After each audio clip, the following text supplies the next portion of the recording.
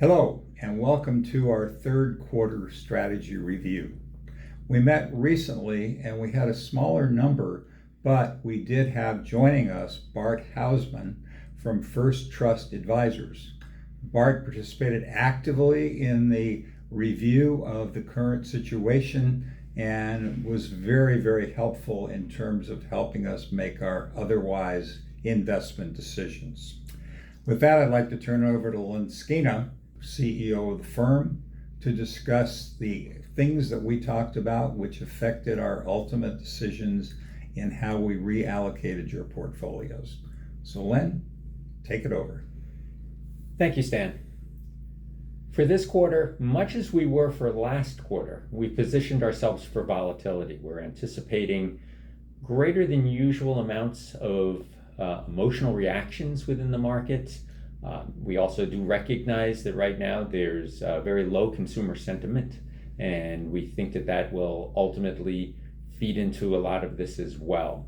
We did not feel that it was an appropriate time to get more aggressive than we were in the previous quarter. So we continue to maintain a relatively low allocation with respect to our normal allocation. That said, there were a few changes that we did indeed make. We removed utilities from our mature stock allocation, choosing instead to represent that exclusively at this point with the S&P 500.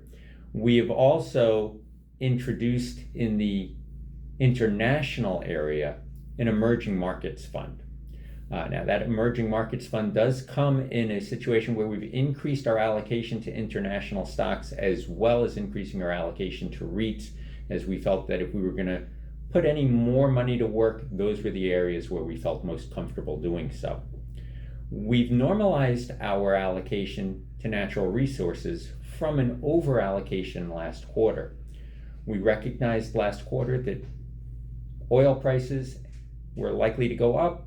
We recognized last quarter that gold was a good place to be during a position where there was a great deal of uncertainty and it was a hedge against fear, and so we wanted to over allocate to that.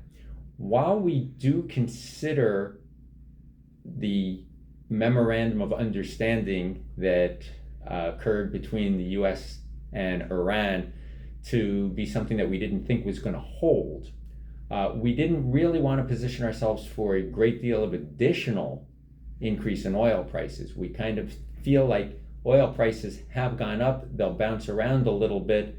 They may even go up a little bit from where they are, but we're not anticipating enormous spikes there. What we really wanted to do was have a greater percentage of the overall allocation in natural resources in the gold area. And so we normalized our total allocation, which would allow for us to maintain a larger position of that in gold.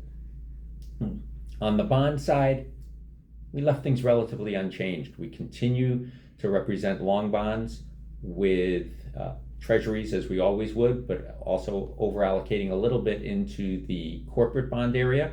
And on the short-term side, we are representing things in addition to treasuries with high yield bonds.